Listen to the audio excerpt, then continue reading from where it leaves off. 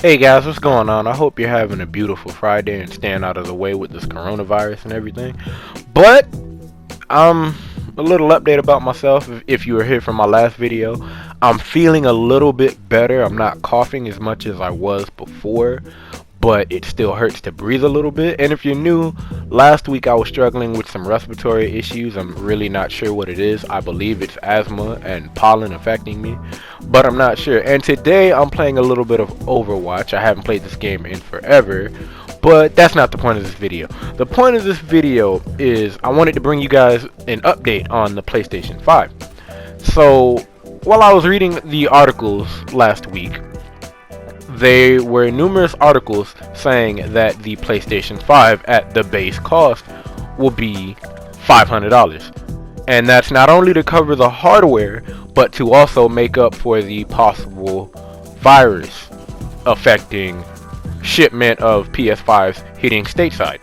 Now, with that being said, AMD released a statement saying that the PlayStation 5 production would not be slowed down. However, the cost of the PlayStation 5 would be marked up because they don't know how fast they can ship them over here. So the ones that do come over here will be marked at a higher rate.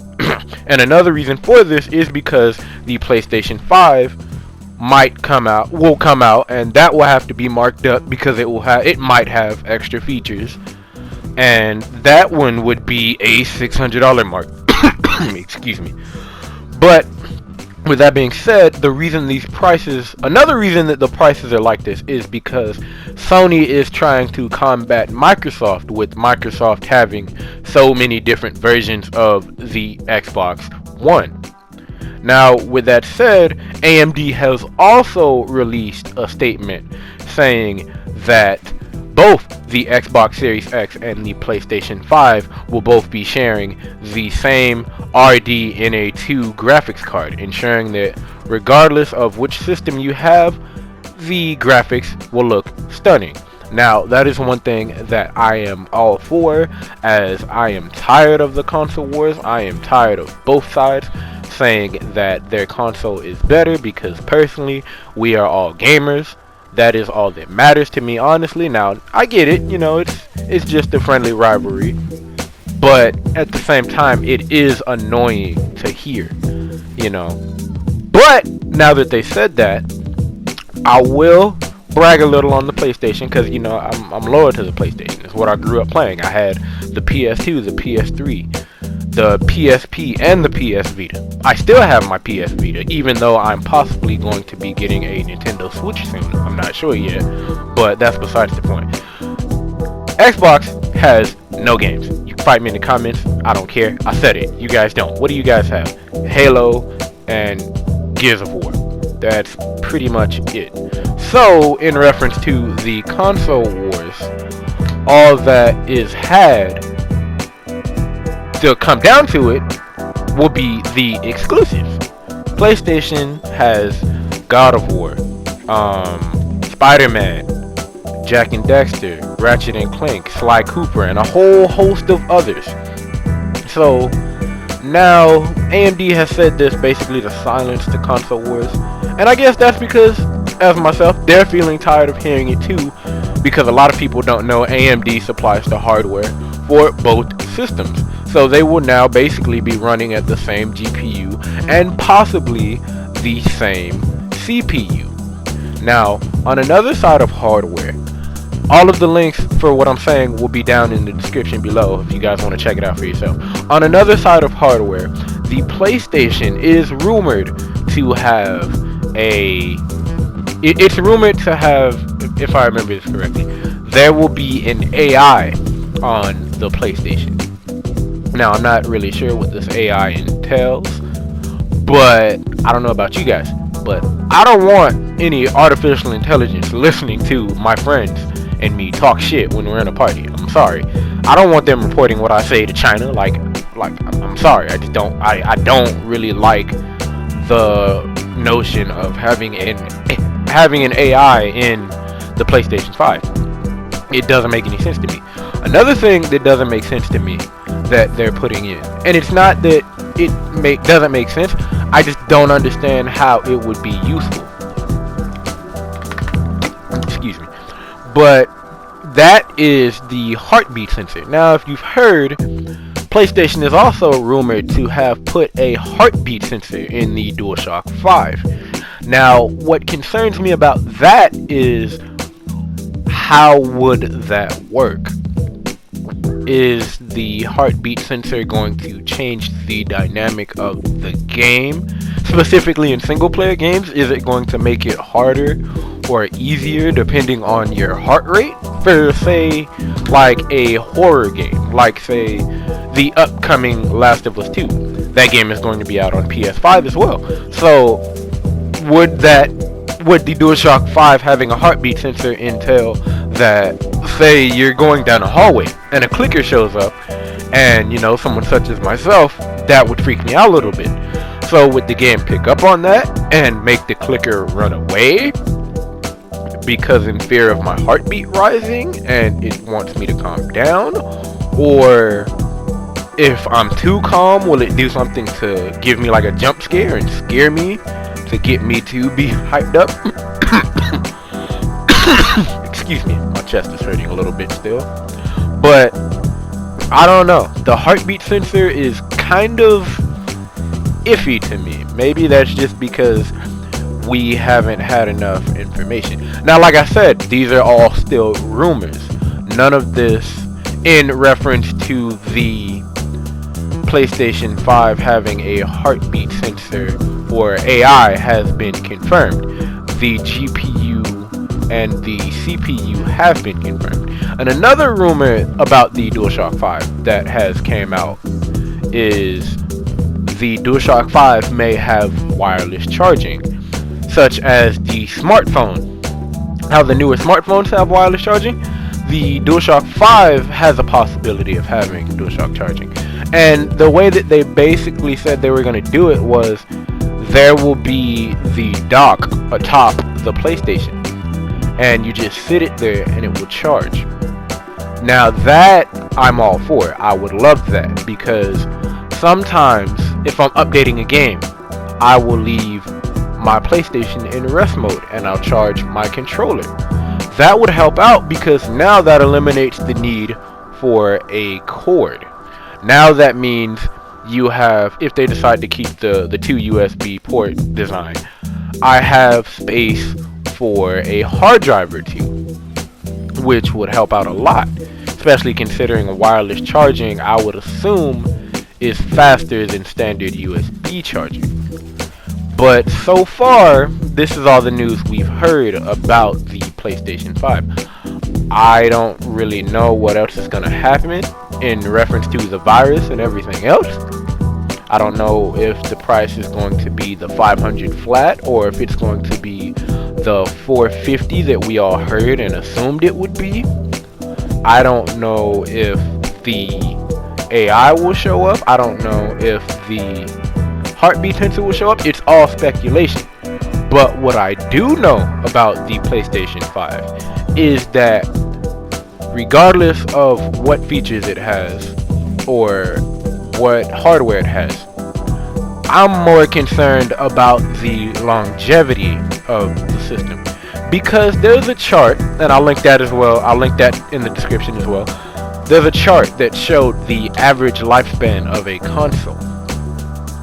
Now, the chart basically showed the PlayStation PlayStation 3, excuse me, lived for 7 years and I believe 3 months.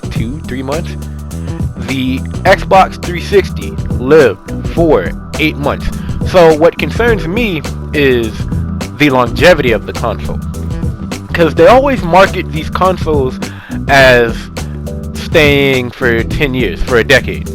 But realistically, the hardware gets more available, making it easier to produce. So I could see how the consoles stay for 10 years, such as how the PS4 right now, last I checked, you can get a PS4 with 3 games for $250, $299, I believe.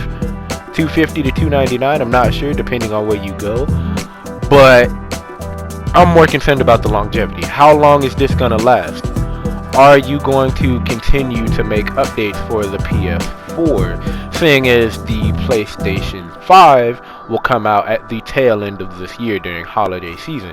Another thing that is concerning me, I recently just got my PlayStation 4. I just got it 2 years ago. Well, actually, no, I've been in college for 2 years now. I've gotten it 3 years ago, my last year of high school. But what concerns me is all of the games that are coming out are still coming out on the PlayStation 4. Excuse me, I had to drink some water really fast.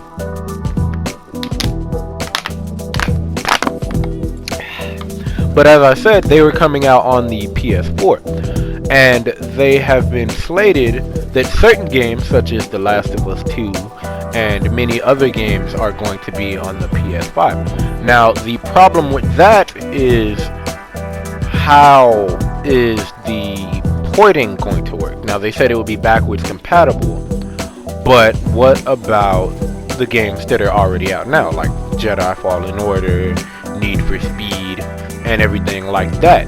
And with the PS5 coming out in the holiday season, are you going to continue to make games for the PS4? That would interest me a lot, because I'm not going to pick up my PlayStation 5 for at least another year. So not this year coming up, but the year after. So I probably won't get it until 2022. Maybe the beginning of 2021, sometime in March or April, or maybe mid 21 in June, July, or August, after it's been out for a while and I see what the market is looking like in terms of games and everything like that, in terms of hardware and what the patches are looking like. And that's something that I would see concerning a lot of users right now, the longevity and what's going to happen with all the games. Another thing that I'm excited to know about is, this is confirmed, they did say that they are going to be including a SSD in the PlayStation 5. Now, what interests me about this is, how big is the SSD? I would assume it would be a terabyte, because right now I have the base model PS4 with the 500 gigabytes, and I gotta tell you, man, this thing, it ain't cool. 4 games. I have 4 games on my PlayStation right now. I have Apex Legends, Call of Duty Warzone. There's a video coming out later this weekend, Sunday, on 2 p.m. Eastern Time. Check that out. Apex Legends, Call of Duty Warzone, Overwatch, of course, and I think that's it. Yeah, Apex, Warzone, Overwatch, and no, actually, yeah, it's just those 3. And my system is choking right now, space-wise, because right now, last I checked, I only have 166 gigabytes. And man, I gotta tell you, it ain't the games that are killing the storage. It's these patches. The patch for Rainbow... Oh yeah, that's the 4th game, Rainbow Six Siege. The patch for Rainbow Six Siege was 30 gigs. That's not that much. That's no problem. However, downloading Warzone, just Warzone, to get on the system was 28 gigs. And then to finish it out, to finish the game installing to play it, was around 70 gigs for me. And that basically bottlenecked my PlayStation storage-wise. And now it's buggy. Like, sometimes my PlayStation trips out and bugs out and everything, as you'd expect it to, because it's been out for a while. Even though I clean my PlayStation religiously every single weekend, it still slows down. Jesus, I hate this warthog. He's been following me the entire game, and I couldn't kill him for some reason. But regardless, I cleaned my PlayStation regardless. I defragged it and I delete all unnecessary. He did it again. What is it, dude? I hate him. I hate Roadhog. I hate him. I hate him. He needs to leave the game. Kick him out the game. Please. Please, Blizzard. Please kick Roadhog out the game. Jesus, I hate that guy. But no, I really want them to have a terabyte SSD, because I don't know if you guys are into PCs or technology or that sort of thing, but hard drives, the more you fill them up, the slower they get. And it's evident in the boot times of my PlayStation. When I got my PlayStation brand new, it took like maybe 5-10 seconds to boot up. Now, just with those 4 games on it, and my save data for the games, and the clips that I have for my videos, excuse me, it chokes my PlayStation so much so to the point that I got frustrated one day, and I timed how long it would take to turn on and turn off. It takes a combined 30 seconds on and 30 seconds off for some reason, and I hate it. So I would like for them to put the SSD in, because now at the most, even when you fill the SSD, excuse me, even when you fill the SSD, or at least you get close to filling it, 5-player kill streak, I didn't even notice that when I was playing, you will still be able to boot up everything in, I'd say, about 5 to 10 seconds. And that really needs to happen. I don't understand why they waited to put it in the base model. I don't understand why they're waiting to the PS5 to put a 1 terabyte SSD in the PlayStation. Now, I understand that the newer PlayStation 4s and the PlayStation 4 Pros have 1 terabyte hard drive. Regardless, it's still a hard drive, which means it's still going to be slow. It's still going to have slow boot times and slow turn off times. So I'm very excited to see what the PlayStation 5 is going to be like when it comes out. But that's all for me, guys. Enjoy the rest of the gameplay.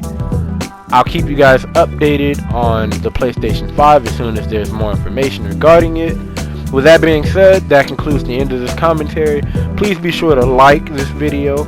Comment your thoughts on what's going to happen with the PlayStation 5. Check out the articles down below in my description, and if you need, which I highly suggest you do, please follow me on Instagram for more posts regarding the PlayStation 5 and my upload schedule. And please share this video with somebody who you think might like my content, whether that be a friend, family member, co-worker, or classmate. With that being said, I hope you guys stay safe, have a great Friday, and I love you. Peace out.